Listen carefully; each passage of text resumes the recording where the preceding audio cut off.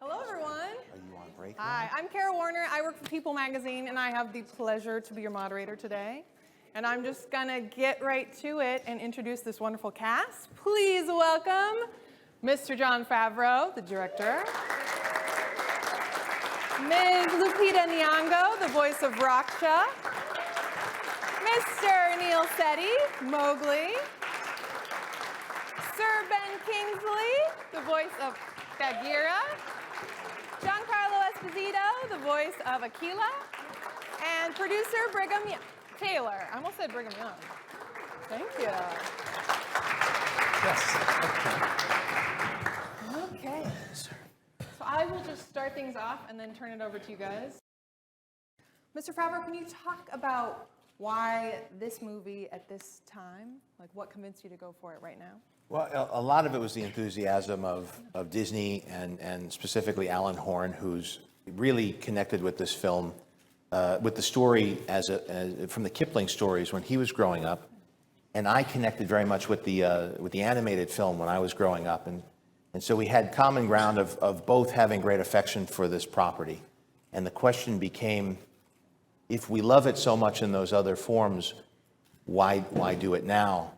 And as he pointed out to me, he says, look, when he saw Life of Pi, he realized that the technology may have come to a point where you can actually tell the story in a different way and maybe bring some of what existed in his imagination when he was growing up visually onto the big screen. And I was very compelled with the idea of taking what can be done in visual effects now. And I was also very impressed with films like Planet of the Apes, Avatar, Life of Pi as well, and specifically what was done in Gravity, the way that they filmed the principal photography almost as though it were an element shoot for an effects piece, and it became a big puzzle. And after sleeping on that and thinking about it, I came up with a take on it. And when I came back and we all discussed it, it sounded really, really cool. And so 100 years ago was the book, 50 years ago was the animated film, and now 50 years later, it's time to update the story for our generation. The actors, I'm just wondering if you could talk a little bit about how Jon convinced you to come on board, or sort of what you loved most about jumping in. Jon sat next to me at a party. He seated himself next to me with his benign smile and invited me to play Bagheera. And I think I said yes before you got to the end of the scene. Yes, we had met on the set of Iron Man 3. Yep. And I went from being completely starstruck to being impressed until finally just feeling a lot of affection for him. Sir Ben's an incredibly generous, warm, wonderful storyteller in person, and being an actor, I got some hold days, which I'm not used to having, and we spent some time together in Miami. Nice. I think that the captain in charge of the project brings his or her taste to the project, and I knew Jon well enough, and I'm fond enough of him to know that his taste and judgment and his perception of humanity and childhood and storytelling completely concur with mine, so it was a joy to join this beautiful project of his. How were you convinced? Well, I met with Jon while I was very busy with the campaign for 12 Years a Slave at the time that I met with Jon, and he very quietly walked me through his idea for this version of the Jungle Book. And what struck me was the compassion with which he was talking about these characters. There was all this state-of-the-art stuff he was going to do with it, but at the heart of it was the love of the story and like a real vision for each character that he was going to bring to life. And for me, that was what got me. Nice. And Mr. Jon and I were working on, Jon called me to do a trailer for a game called Destiny. And there was a little piece in the beginning of that trailer that father was reading to his son the story of Mowgli from the book. And so we connected immediately in between takes talking about the book and the material. And I'm a Kipling lover.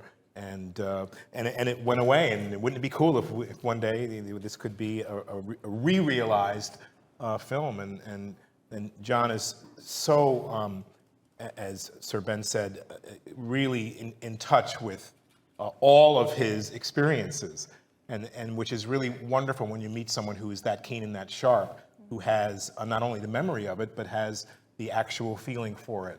And so we had this wonderful conversation regarding it, and then months later, he called me and said, "Hey, guess what?" Which excited me very, very deeply. Just in my head, remembered him reading the strength of the pack is the wolf, and the strength of the wolf is the pack. And as we were developing the script for Jungle Book that I was hired for, completely years later, I think, or a year later, I remembered him reading that when we worked together, and I said, that's the guy we need for Akela, who's the one who's sort of passing the law down to the next generation of wolves. So it's very weird how these things kind of, it's hard to imagine that there's not some guiding force to the way all of things that seemingly are.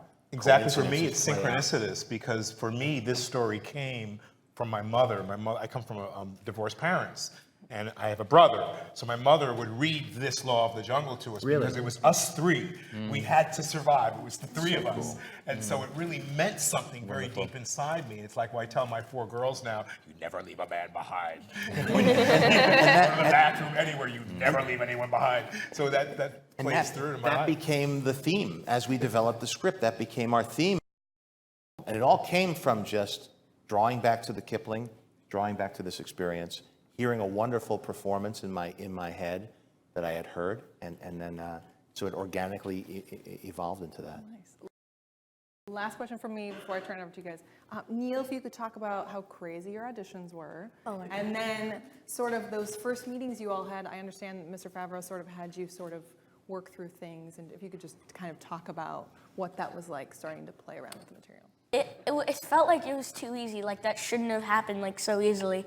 I just auditioned once, and John really liked me. And then the first time I met Sir Ben, Kingsley, and Lupita, I voice recorded with Sir Ben, and I met you at D23, right, the convention, and that was a lot of fun. I got to see like my face. And what about the sort of how you orchestrated everyone meeting each other? And Well, I tried to get them to perform as much as I could together, because I didn't want. I've done animated voices before, and it tends to degrade eventually to, okay, just say it again louder. and depending on how good the filmmaker is, either they use the loudest take because it has the most energy and wakes the kids up in the audience, or they could weave together the subtlety of a performance. But it's a lot to ask of people. And I wanted this to feel like a live action film and not an animated film, and part of the key was to get a very conversational performance. And I know very much from being an actor, you rely upon your scene partner. And the energy of a scene partner modulates your energy and affects it, because we're a communal species. We mirror each other, we key off each other, there's little status relationships going on, and scenes have to build and have a shape to them, and that comes from, it's a team sport. You play it like a tennis match with the person you're in front of the camera with. Luckily, Neel came with me whenever I went to different locations, or I think Sir Ben was the first person that Neel worked with, and of course, he's a wonderful teacher and mentor and experienced thespian, and so passing good habits on to the next generation, which works so well for the relationship between the two of them on screen, and with Bill Murray as well, and then to get Bill Murray with Christopher Walken as well. So it's always trying to get combos and making sure that I had reference or capture data for the animators to work from. I'm curious for the actors to talk about surrendering themselves, their personalities, and some of their physical features into the characters they're voicing, and the relationship that an actor now has with the kind of surreal special effects that John has so expertly created with his team for this film. So starting with maybe Age Before Beauty, Sir Ben, would you like to address that? My secret to my performance, I discovered later, which is odd. but I had an intuitive feeling, grasp of something in him, and I realized much later that I actually am playing Kipling. That Bagheera is Rudyard Kipling. He's the voice of Kipling in the story.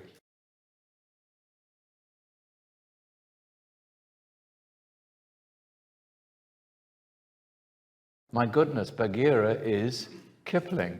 So that was although I didn't recognize it, sometimes an actor's intuition is buried and you don't realize what you're mining as a source of energy until perhaps afterwards. But I'm privileged to be the voice of Kipling, a man I greatly admire and loved. And when I was in the Boy Scouts, our troop leader, no, I was in the Cubs actually, which is before the Boy Scouts, our troop leader is called Akela. Wow. Well, for me, reading the book as a child really made a difference for me. It allowed me to dream, and it allowed me to dream big, to have courage, to have connection. For me, I always wanted to be Mowgli as a boy because there was a freedom within that, and a freedom to be able to express myself the way I've always wanted to. I found that freedom through being an actor. And then seeing the movie really did something else to my imagination. It allowed me to understand how we create relationships with each other and how those relationships are things that we can really hold on to. Not much that's material can we really hold on to, although we still like the shiny, glossy things.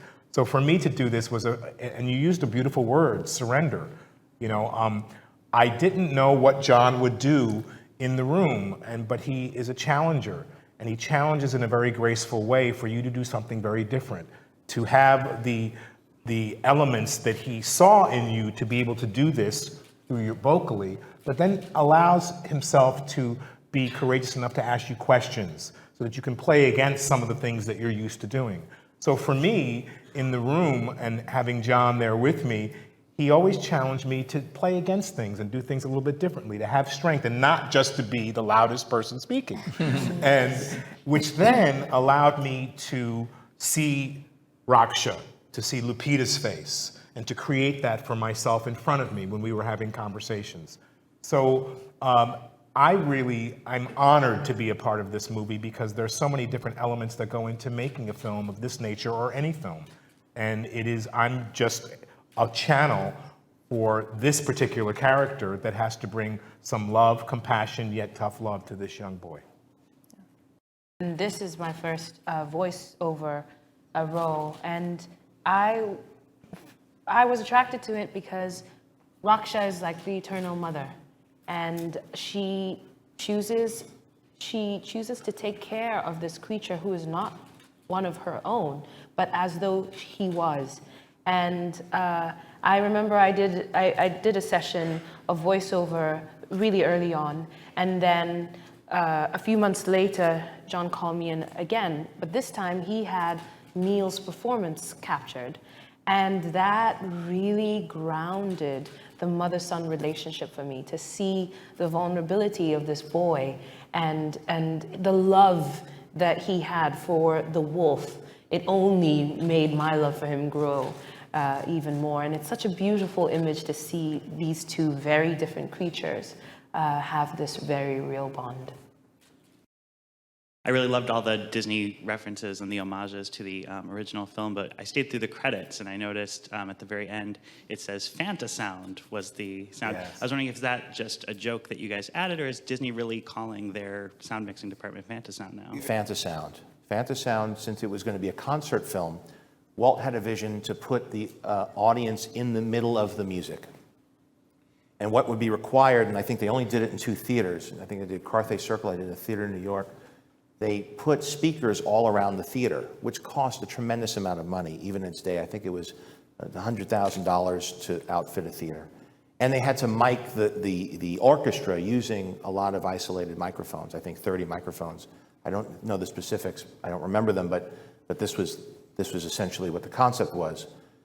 And I remember when I was talking to my sound people and to my composer, John Debney, I said, wouldn't it be cool to explore what Fantasound would be now, because it only worked in 2 theaters and only for the one film. I think it was something he thought you'd use in perpetuity, but it was something that was abandoned rather quickly. And the sound engineer said, well, Atmos sound has that many speakers all around the theater. You use it for sound effects. There's no reason you couldn't use it for music. And so I talked to John Debney about, and he's a Disney guy. He grew up on the Disney lot. He knew Walt. He hung out with the Sherman Brothers when he was a little kid. So he breathes Disney. He knows the culture. And he really leapt at the opportunity. And so when we were miking the orchestra, we isolated instruments when we could. And in the sound mix, Laura Hirschberg, who's our music mixer, we tasked her in the Atmos mix with creating a Fantasound mix. So if you go to see the film, certainly in Atmos, perhaps, I'm not sure in 7.1 how it works, but specifically for Atmos, you will feel that there are instruments that move around the theater, especially isolated instruments like the flute as Mowgli's running. So if you ever see it in a Dolby cinema, you'll experience a version of what we were trying to channel, which was Walt's vision for this. Once again, that is one of dozens of little opportunities we were looking for to somehow tie back into the legacy. There are visual cues in the film that, as time goes on and people get more familiar with it, you'll start to notice bits of Dumbo in there. Looking at the Monstro chase and Pinocchio inspired some of the King Louis stuff. And certainly from Jungle Book, you'll see a lot of shots that are pulled from one film into the next. But to me, that's part of the fun of this. It's really just embracing the opportunity and the emotional connection that we have from growing up with these films and seeing how much of it we could, just knead back into the dough of the film. And Fantasound was one thing I had wanted to do. Just for a moment like this, just to be able to have an excuse to talk about what Walt was going for, and for people who are fans who appreciate that we're trying to fulfill, as they do with the parks, as the parks always change and grow, the movies should too. But I wanted to know if there was a place that you went or someone you drew from to get that across, that maternal instinct, strong maternal instinct, perhaps your own mother or something like that. I think my mother had a lot to do with what inspired me. Because, she's my example, and she's a very good mother.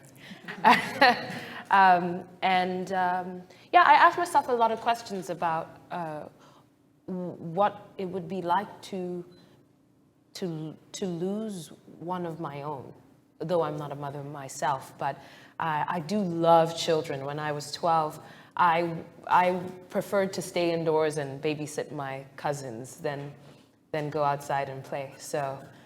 There's that part of me that is very much alive. I gravitate towards children. So, my mother definitely was someone who inspired me. This question is for the fathers up there. In the movie, Mowgli essentially had 3 father figures that all had very different philosophies on life. One of them was just teaching him to be a leader, one was teaching him to survive individually, and the other one is kind of exploring his creative side and letting him do what he wants. So personally, how do you guys raise your kids? Which would you more associate towards, I think if you're blessed with children, I think you have to adapt to each child in each moment. I think you have to be very pragmatic as a parent. I think it's a lot to do with attention and responding to the ever-changing complexities of a child's needs and to address them moment by moment rather than have a set book of rules. That's my 2 cents worth. Yeah, I'm finding with my 4 daughters that, you first learn as a parent when your child comes out, you want to form them and do all the right things for them. And then you look at them one day and you go, oh, they're already formed. They've got their own deal going. And then that's the moment for me that it clicked in that they're each very, very different. There is the room for the different style of parenting and storytelling, which is what are the traditions, what are the myths of a culture for? They're to try to help the young generation not have to learn lessons painfully, because you can learn them through visualization and through story. And rule systems are effort out of love, I think, to save the next generation from the pain that the older generation goes through. To explain to them that the stove is hot without them having to touch it. And of course, that's a fantasy. You can't protect, they have to learn on their own as well. But that is part of the strength of a culture, is that you can help at least give them a context, contextualize their struggles so that as they persevere and come out the other end, they understand what it means and it gives it purpose.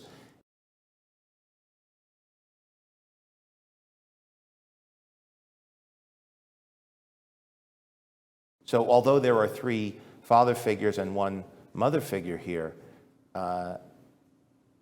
it's really a division, a deconstruction of what parents are. They have elements of all of them. And just like Dorothy with her friends going down the yellow brick road, they all represent different aspects of what goes on in our brain, I think. And so as a parent, sometimes I'm Bagheera, sometimes I'm Baloo, sometimes Akela, sometimes Raksha. How did you handle the stunts? Because obviously, I'm sure there's a shortage of a short stuntman.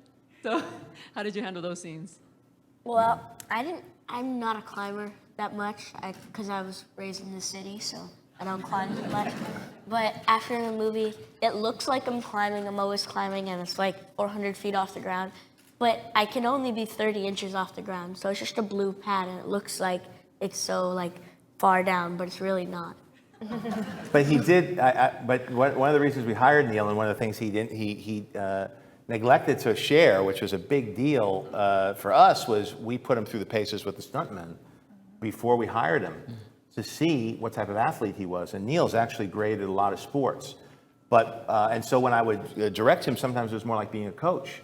So sometimes in a scene, he was, his body posture wasn't right, and I'd say, be more poised, be a little more explosive, and we weren't getting there. And I said, do you play baseball? He's like, yeah. I said, do you ever steal a base? He's like, oh yeah. I said, pretend you're getting ready to steal second base. So when you watch him running away from the cattle in the stampede, that wonderful posture he had, he was stealing bases. I said, okay, go for it. Okay, the pitcher's looking at you. Okay, go for it, break for it. And so you get this incredible sense of focus out of him. And really, that's the trick of acting. You do it to yourself. Depending on what technique you were trained in, it's tricking yourself into believing that what you're doing is real and creating an immediate moment, especially on film, where you just need a moment of clarity. And when Neel's eyes would light up, it would light up the screen. I knew I needed someone to anchor emotionally the whole story, and for you to subjectively see it through the eyes of it. And somebody who, even when he was not being busy, is somebody who's going to be compelling and somebody you relate to and enjoy watching for an hour and a half, which is a lot to ask of any actor. And so it was Neel, just the energy, you see who he is, as Giancarlo said. They are who they are, even from a young age. They kind of inherit their soul. And on top of that, just being able to keep him engaged for the 9 months we were working together to keep that immediacy and that focus on cue for when we had to film. So it's a big deal what Neel was able to do. And I think a testament to all the people, not just the people on this couch who worked with him, but also the crew, which was really like a family.